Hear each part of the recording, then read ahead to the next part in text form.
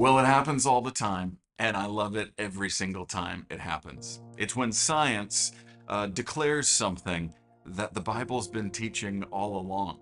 Most recently, there was this huge study done, tens of thousands of people, and they measured the effects of reading the Bible regularly, 4 days or more each week. And what they found was a significant reduction in loneliness, a reducing of outbursts of anger, lowering of bitterness with a spouse, and a huge change by lowering that feeling of just spiritual stagnation and stuckness.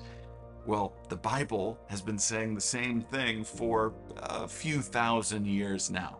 In Psalm 1, this is how this book starts. It talks about the man or woman who spends time in God's Word. It says, "But his delight is in the law of the Lord, and in his law he meditates day and night. He shall be like a tree planted by the rivers of water, that brings forth fruit in its season, whose leaf also shall not wither, and whatever he does shall prosper." Yeah, these findings are great, and they just simply back up what God called from the beginning. But there's also a disconnect here.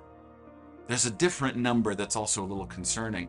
Even though we have the scientific studies to show us this, even though we have God's word itself to say this, there's another number, and it's a number called Bible engagement. It's basically, how does our society approach God's word, or do we approach God's word? According to a recent study, Bible engagement in America is at a historic low. We have more access to God's Word than any time in human history, and yet fewer people are reading it regularly than ever in history. One study said just 10% of people spend time daily with God's Word, and I think the number is much lower than that. So, I want to invite you on a journey with us at the house.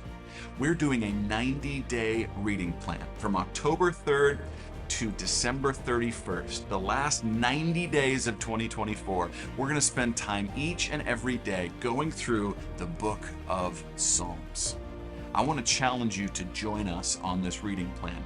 You can download a PDF at thehousechat.com or grab a physical copy this Saturday at 4 and 6 at the house. Let's do this together.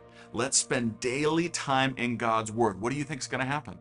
Loneliness lowered, bitterness improving, certainly being like a tree planted by rivers of water. Let's be followers of Jesus and students of his word together each and every day.